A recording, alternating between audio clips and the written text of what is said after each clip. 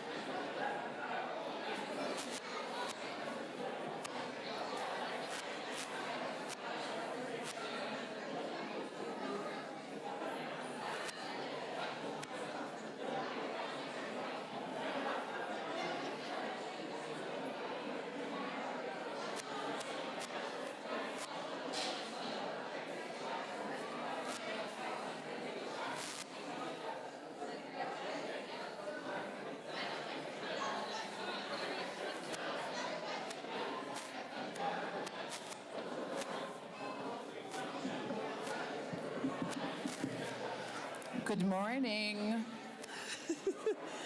All right, let's now rise in body and or spirit for our opening song. It's number 6-9 in the hardback book, Give Thanks. Please rise.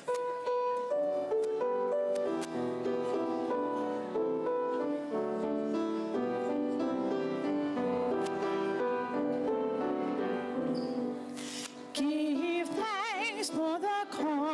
and the wheat that are reaped for labor well done, and for barns that are heaped for the sun and the dew and the sweet honeycomb, for the rose and the song and the harvest brought home. Give thanks for the mills and the farms of our land, for craft and the strength in the work of our hands, for the beauty our artists and poets have wrought, for the hope and affection our friendships have brought. Give thanks for the homes that with kindness are blessed, for seasons of plenty and well-deserved rest, for our country extending from sea unto sea, for ways that have made it our land for the free.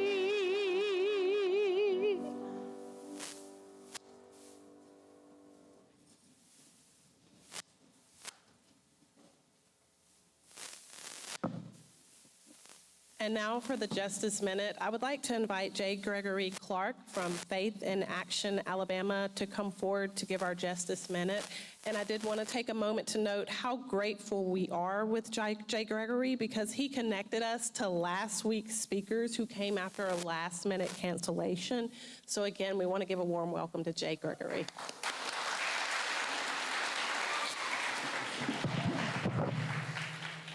Good morning, everyone.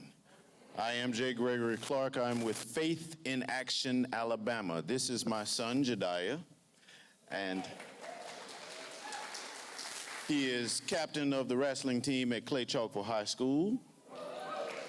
And he has come with me this morning to help me collect information. I don't have long because I have another church that I'm headed to right after this one, but I want to talk with you about Faith in Action, Alabama, and how you can be involved. Faith in Action Alabama is a multi-faith, multicultural organization whose mission is to honor God and build community by dismantling systemic racism in order to create pathways of opportunity for every Alabamian. We are a statewide organization. We have hubs, 9 hubs across the state, including right here in Birmingham.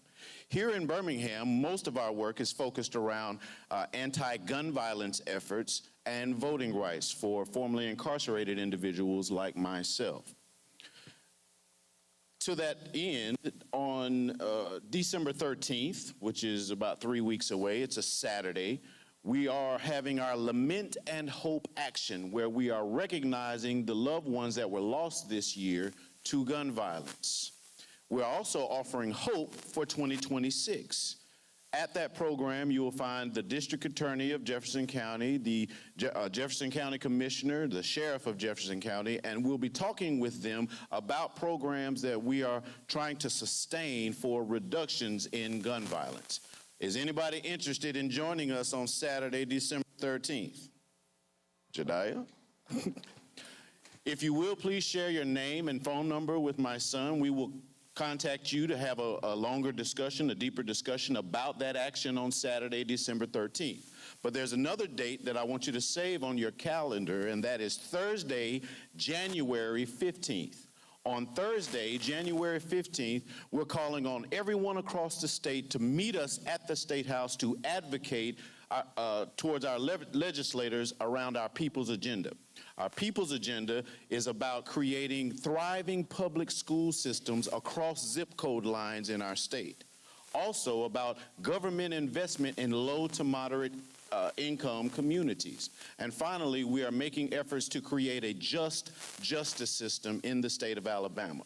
We need all hands on deck, calling all cars to meet us in Montgomery at the State House. We're going to engage our legislators and advocate for the people's agenda, the issues that the people find most important. Again, if you are interested in that, please share your name and phone number with Jediah.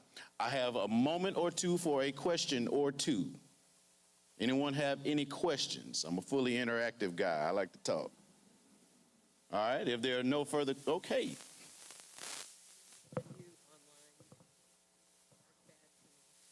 Where do we find you, online or elsewhere?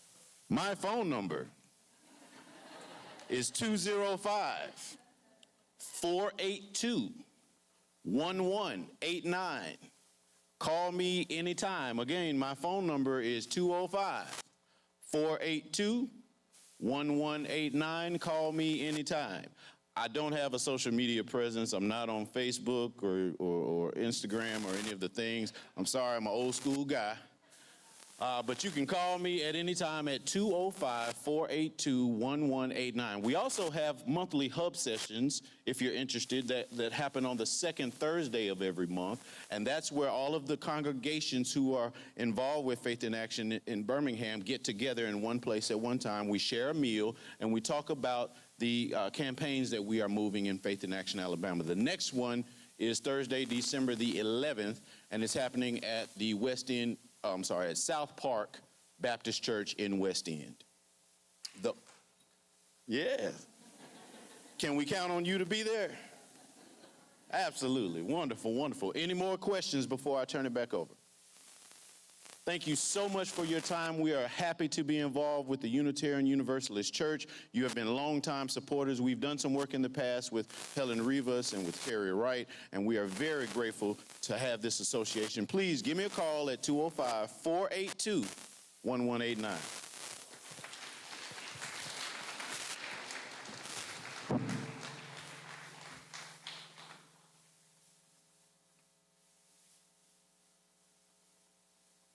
Right. Good morning.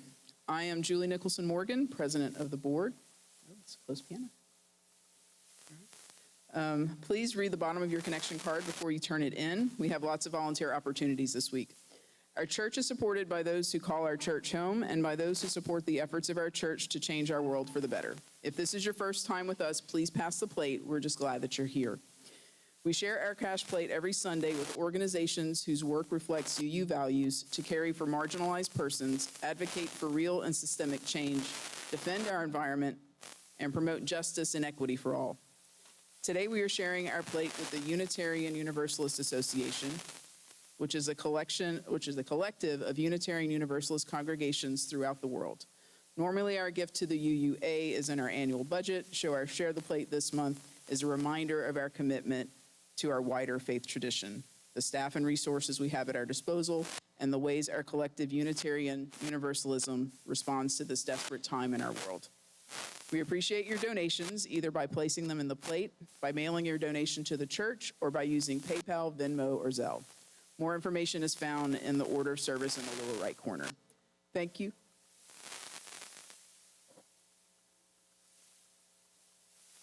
It's still November. It is Sharon. I apologize. Okay, it is the Care and Share Committee, so strike what I just said. Hang on, can I grab that?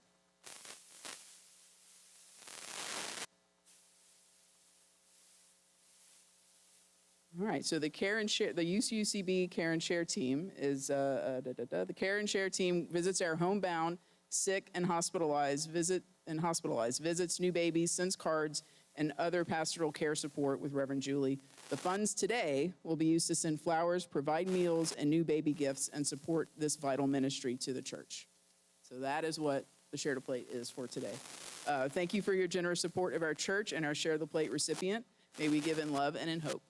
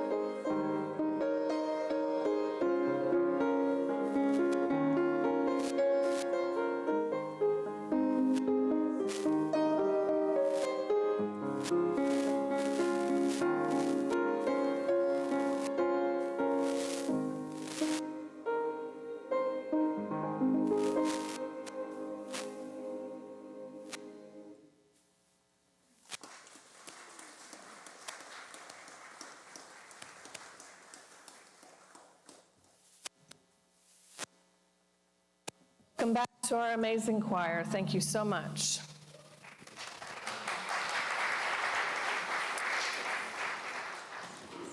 Now is that time when we celebrate our joys and hold one another's sorrows within our community. For those of you online, please share yours in the chat and hold one another in love in that way.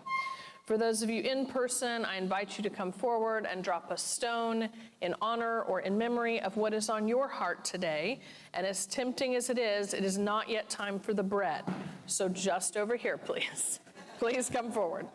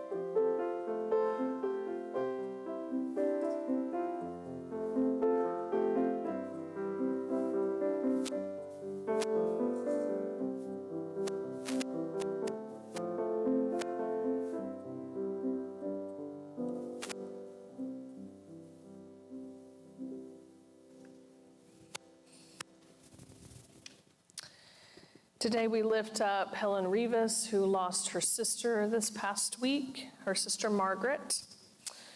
We also lift up Elizabeth Vanderkamp, who is still mourning the loss of her mother this past week, and all those whose hearts are broken and in need of mending. May we keep one another in our hearts and minds in the spirit of community and love. Please join me in the spirit of meditation, followed by a moment of silence. When giving thanks comes hard for you, and things are grim, and hope runs thin, recall. Despair is a door to pass on through, and not a home for living in. When thanksgiving fills your cup, and those you love are all about, look at your blessings, count them up, and give back something to the world without. Go in peace. Go for peace. For all who see God, may God go with you. For all who embrace life, may life return your affection.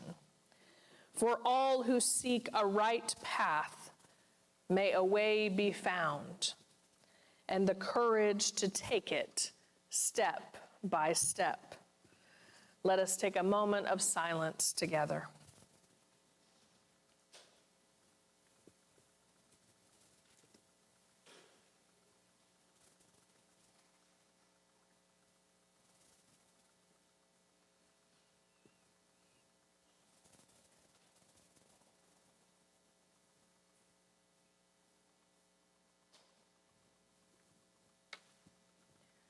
Amen, and blessed be. Will the children please come forward?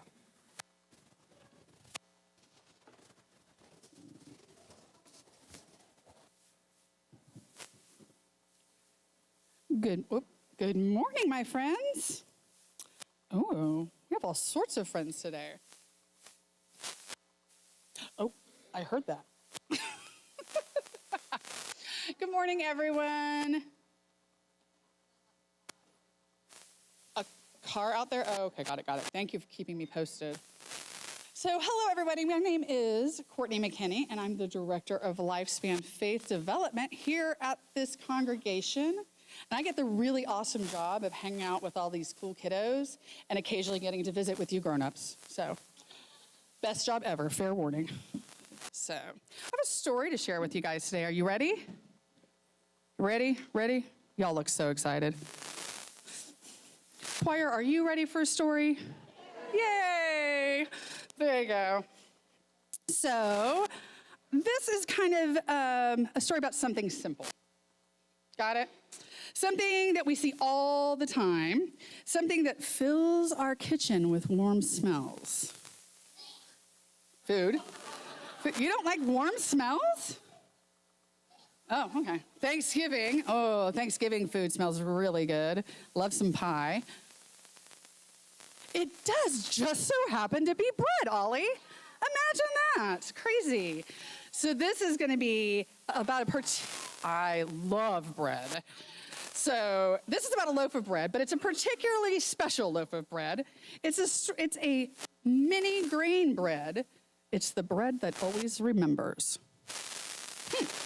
Interesting. So long ago, or maybe it was just like last week, there was a baker named Marisol. She loved to make bread for her community, but she didn't make just one kind of bread. She meant to mix all sorts of things together. What kind of bread is your favorite, Liza? Every kind of bread. You are my kind of lady. What about Ren? Do you have a favorite kind of bread? I do love some pumpkin bread. That's pretty tasty. What about you, Sage? Oh, everything sourdough. Good choices. Well, Marisol liked to mix everything together, like whole wheat oats, oatmeal. Oh, sourdough, I agree.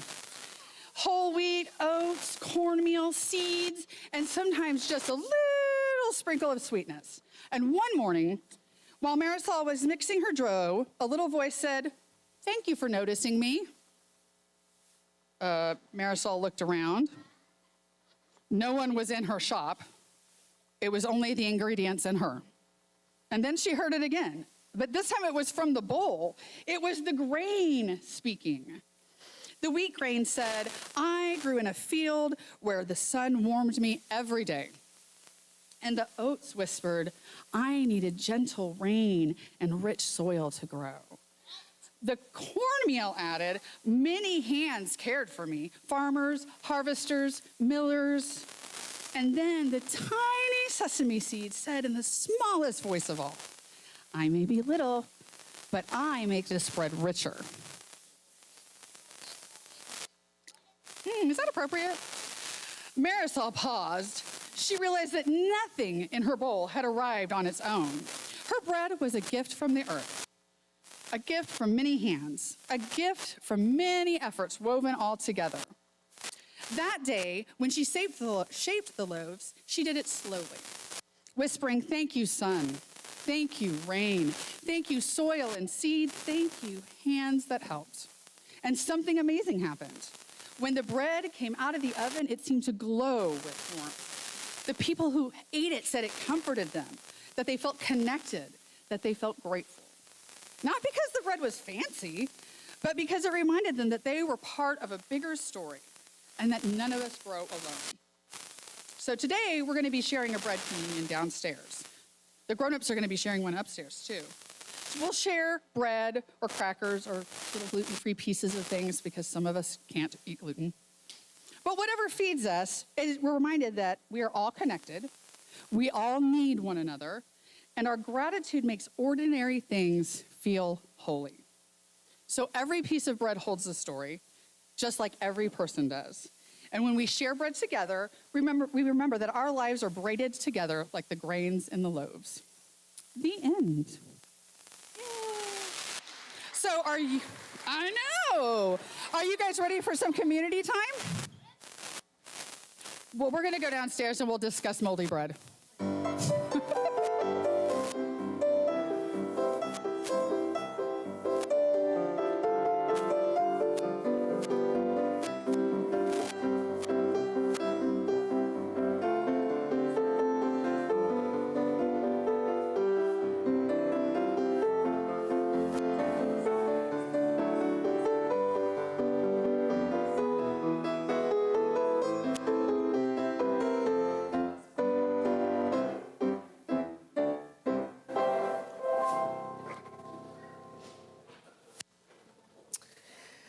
Take a moment to plant your feet on the floor or on the surface that your feet can reach.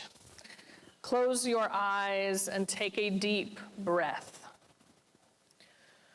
What does belonging feel like to you?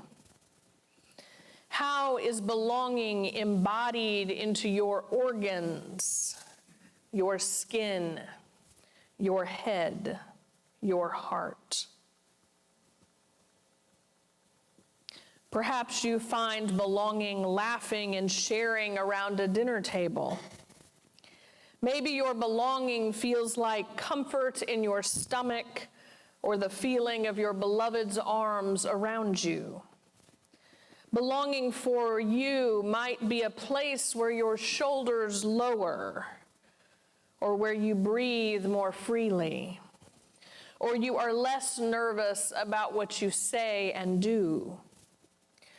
We here in our congregations truly want to be a place that you feel that sense of belonging. And if you're not feeling it, I hope that you'll reach out and talk to me. I feel belonging looking up at the night sky. There's something about that overwhelming feeling of looking up at those little pinpoints of light. I'm moving too much for the mic. It's an overwhelming feeling of how much there is I do not know, with a parallel feeling of connectedness to everything and every being and every human who has ever looked up at the same stars. Mystery, transcendence, the same stars that every human and pre-human has slept and worked and loved beneath. 2 weeks ago, we held a volunteer Sunday where we appreciated all who help our church run smoothly. But those are only part of the groups that we have here at church.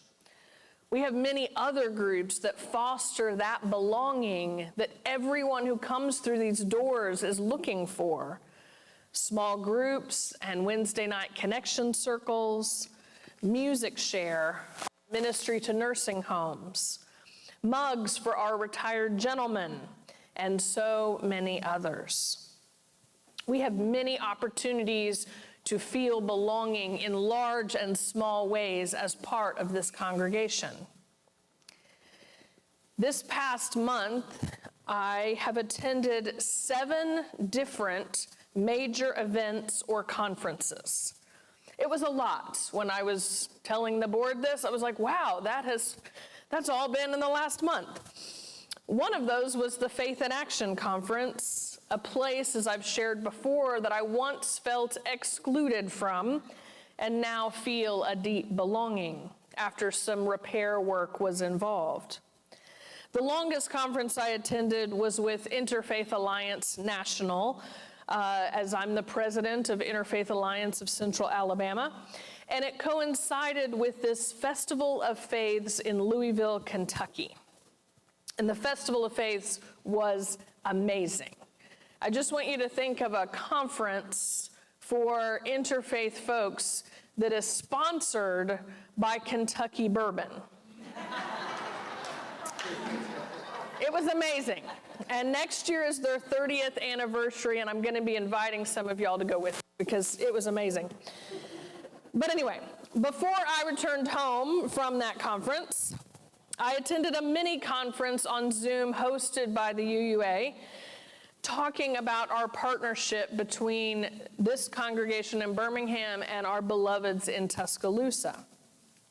And at each of those events, I felt a sense of incredible belonging, as if I was welcome in those spaces. That's an amazing feeling, isn't it? To feel belonging. And the theme of Festival of Faiths, which was event number 6 for those of you counting, was sacred belonging. And the moral failure in the ways that we as a society exclude other people, especially if we exclude because of race or national origin, sexuality or identity, or all the other reasons we give excuses why we exclude people. We heard from Imam Ayman Soleiman, who had been detained by ICE for 73 days. It was hard to listen to. And there were so many other of those profound experiences between belonging and exclusion. This conference inspired this entire sermon and the ritual that I have written after it. Our bread communion today. One takeaway for me from this was how belonging or exclusion can happen in the simplest and smallest of encounters, but those can make profound and lasting memories. Think of your own life. Think of those moments you have felt excluded. Was it hours and days of feeling excluded? Or was it one sentence, one phrase, one look? How simple those things can be. Mercedes Wells, a black woman in Chicago, went to the hospital when her labor began this past week, only to be ignored and discharged while telling everyone there she was in incredible pain. 8 minutes after leaving the hospital, because they were forced to leave, this mother is figuring out how to shimmy down her pants in the car as her husband, Leon, calmly tries to pull the car over on the side of the highway where she delivered the baby, and together they delivered the baby without any assistance. The hospital's non-apology included this phrase: "Our goal is to make everyone who walks through our doors feel the love of Christ through our actions." Well, you failed. They later did come back and explained that their internal policy changes help ensure this never happens again, including cultural competency for all staff, which is lovely if it gets done. For Mercedes and her family, the moment has passed, and we welcome new baby Elena to the world. Mercedes and Leon and Elena felt something for sure, but it was not a sense of belonging. A little closer to us in Etowah County, a notice went out this past week announcing that the years-long tradition of a free Thanksgiving community meal would not be taking place, blaming the price of food. Kroger and Walmart immediately responded, saying the prices of their Thanksgiving ingredients are cheaper than last year. So the message was simple to the people of Etowah County who were counting on that meal: poor folks don't belong.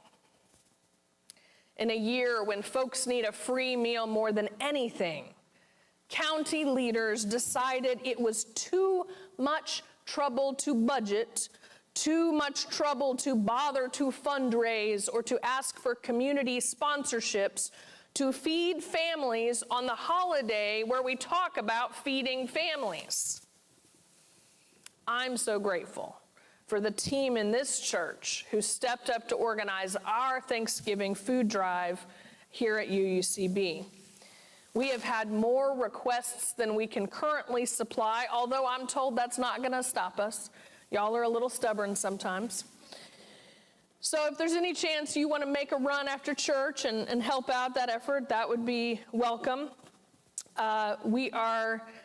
We have so many in need of our community, and I will tell you that the majority of people on our list are people from our Hispanic neighbors. And so we'd also love any of you who can speak Spanish to be on hand Tuesday with distribution if you can. We want everyone to have a sense of belonging when they come into our space by providing meals for those we can.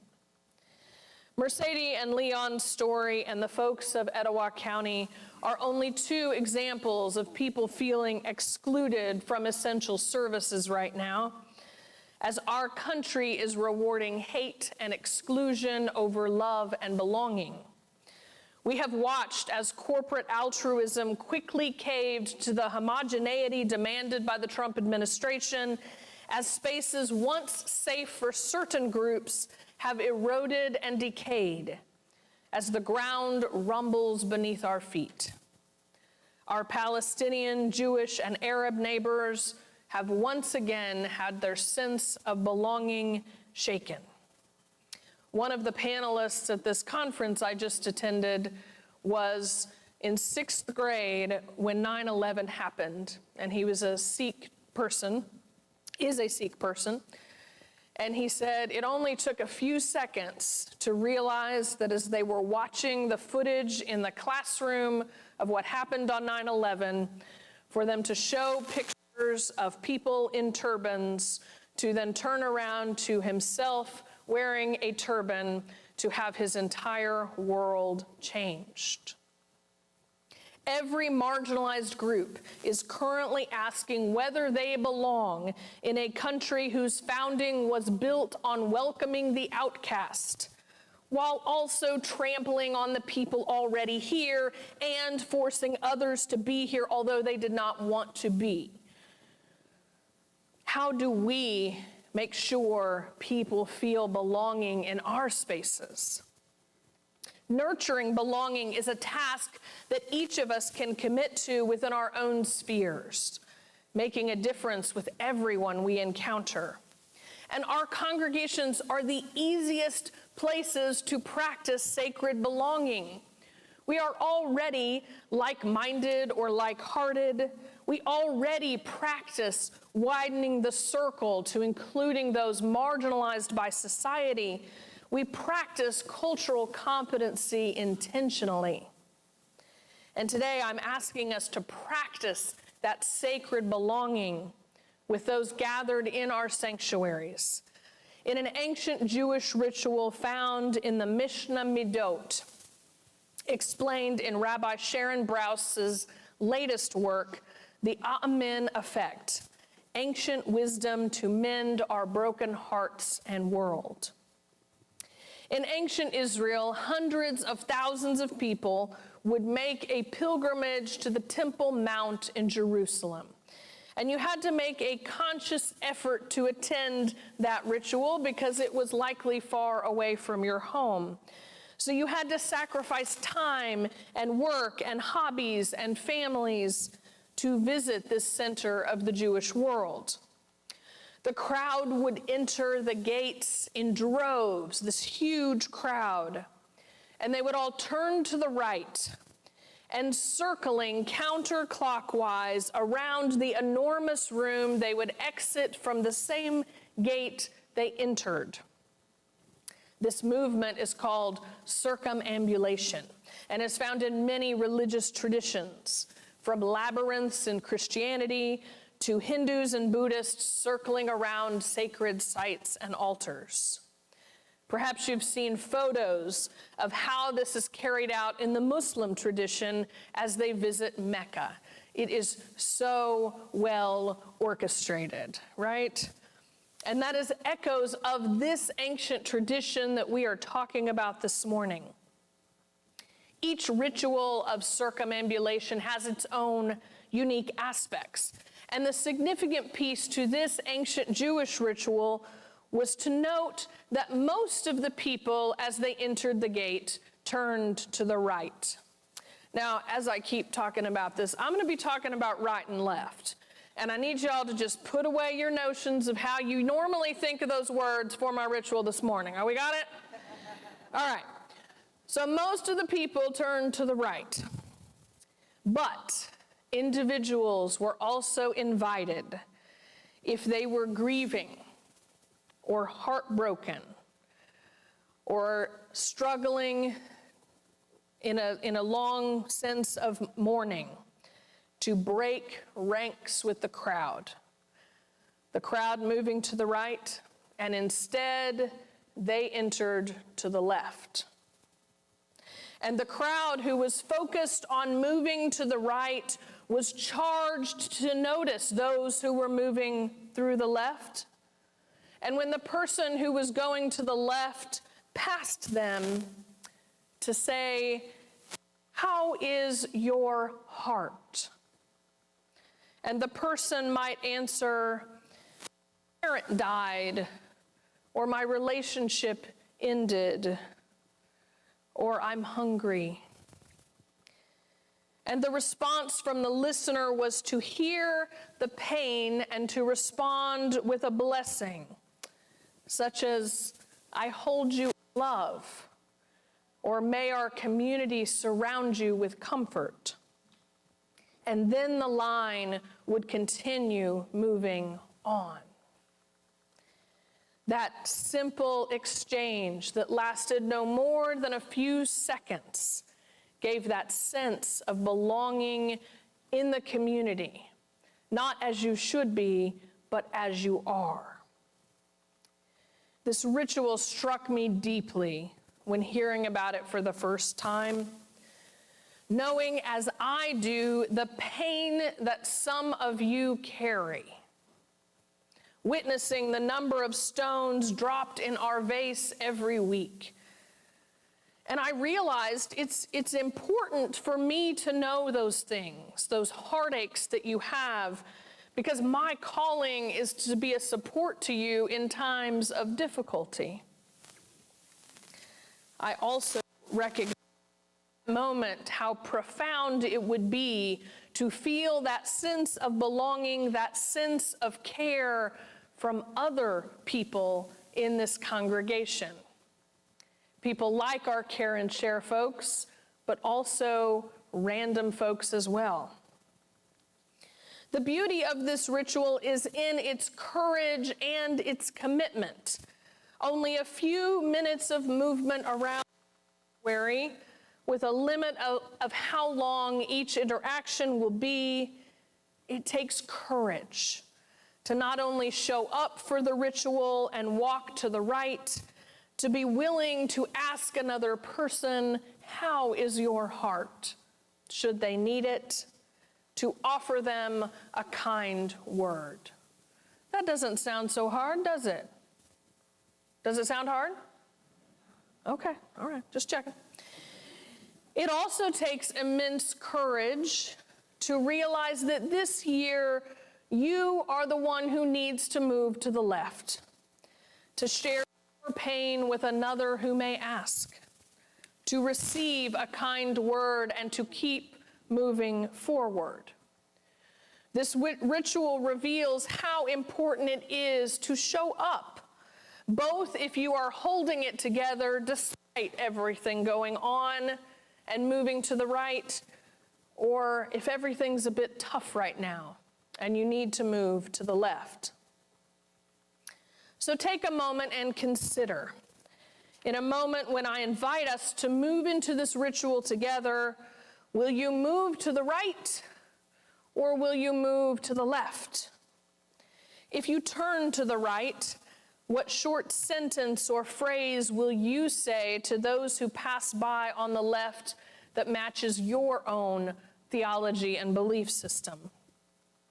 If you turn to the left, what can you say in one sentence to describe that pain most on your mind today? Take a moment and consider now.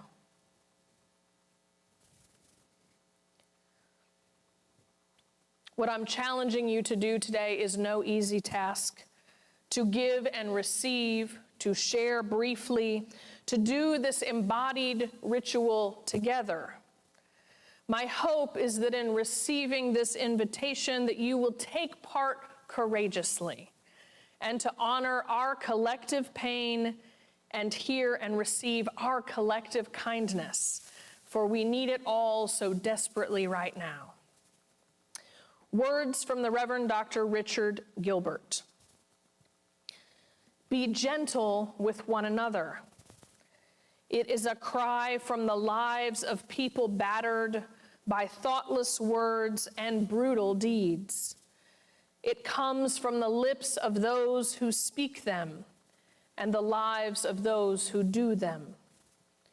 Who of us can look inside another and know what is there of hope and hurt or promise and pain? Who can know what far places each has come or to what far places each may hope to go? Our lives are like fragile eggs. They crack and the substance escapes. Handle with care. Handle with exceedingly tender care, for there are human beings within, human beings as vulnerable as we are, who feel as we feel, who hurt as we hurt. Life is too transient to be cruel with one another. It is too short for thoughtlessness, too brief for hurting. Life is long enough for caring. It is lasting enough for sharing, precious enough for love. Be gentle with one another. I'm going to ask our ushers to please come forward. We're actually going to let the choir go first here. And so with this invitation, I invite you to participate in this ancient ritual. Folks online, I invite you to share with one another your heartbreaks as you have already been doing and holding one another in the chat. Tuscaloosa, I invite you to replicate this in your own sanctuary. Here in Birmingham, starting from this side of the sanctuary, the ushers are going to release you row by row to either go to your right and to join the line for bread communion that's going to go down this aisle, around the back, and up this aisle to here. or to go to your left, which would mean that you likely come receive bread communion first or close to first, and then to continue the circle all the way back around to your seat. Ramsey will bring bread to those with mobility issues who cannot join the circles. Take courage to share and hold one another. Through our relationships with one another, we feed one another and are fed. And we honor this in our bread communion ritual of belonging today. Please come forward.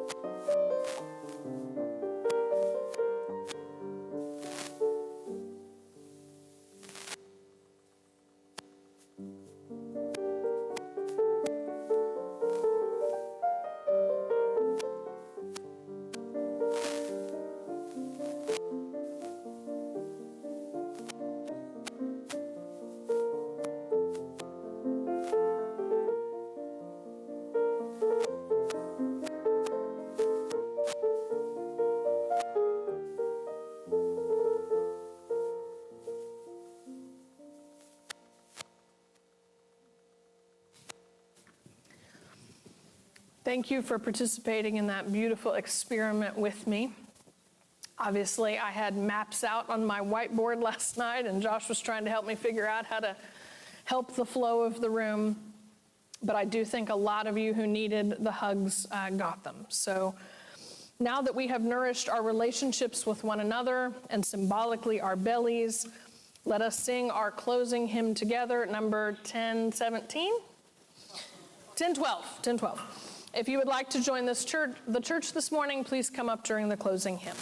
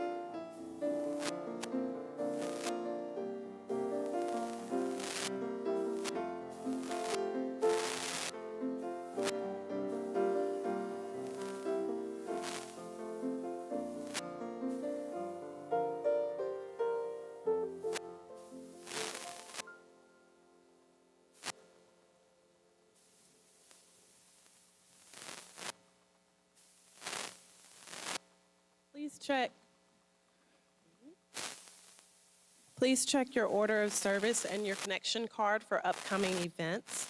I do want to say a special thank you to all who brought bread for our bread communion.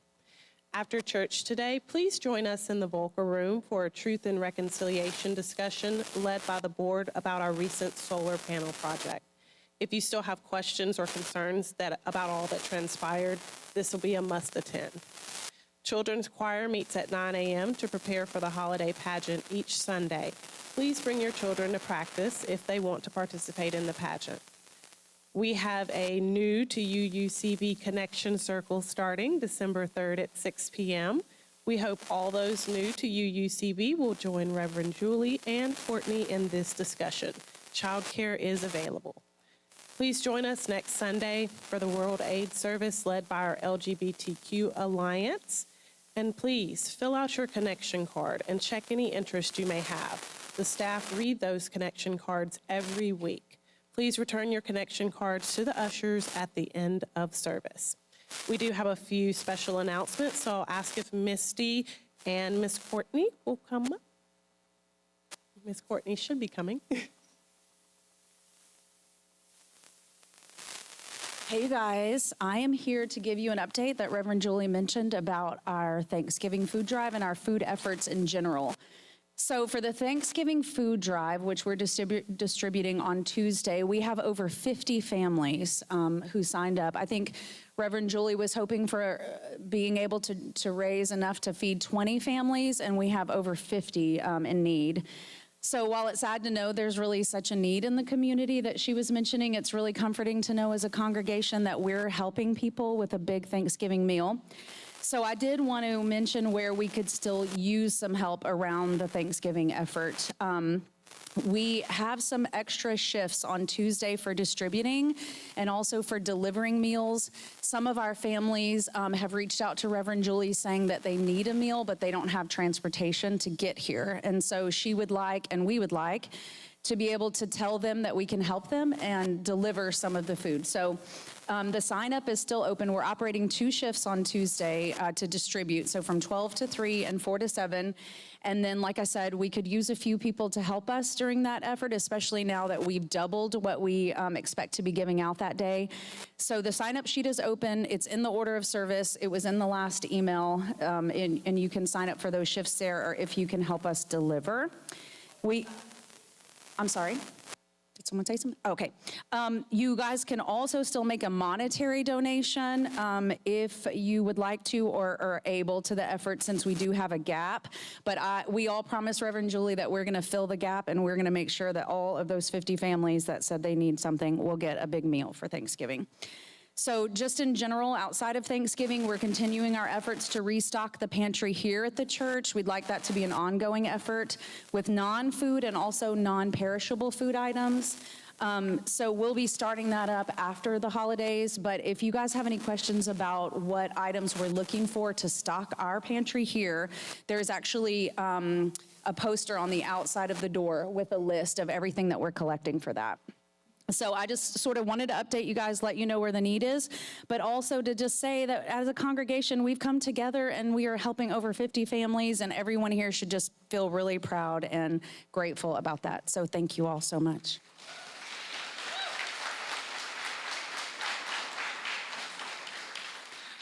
Yay, go team.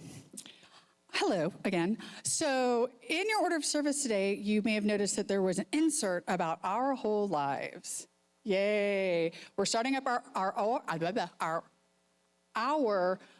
whole lives program in this, after the new year. So we've got some fabulous folks who are already trained facilitators. We're super excited about them, but we could always use a few extra hands to help wrangle the kids, because we have just now, after only advertising for about a week and a half, have over 30 families interested, and most of those are from our outside community. So we're going to be busting the seams this year. So in your little handy dandy order of service, there is a page that looks like this. If you scan this link right here and you're interested in helping out, being an extra hand as a facilitator or a class assistant, click on that. If you are interested in having your child or youth participate in the OWL, on the other side, there's this form, and you can click that link to sign them up. So those are what those are for. They're smaller, and they look like this. So, but there you go. If you have any questions about OWL, I'd be happy to answer them. It's a fantastic program, a lifespan sexuality education program for all ages. This spring, we're going to be focusing on K1, 4 through 6, 7 through 9, and 10 through 12. Hopefully someday in the not too distant future, we'll be able to have adult OWL as well. So, you know, some of us grown-ups need to have those conversations too. I'm looking at y'all. Anyway, thank y'all so much.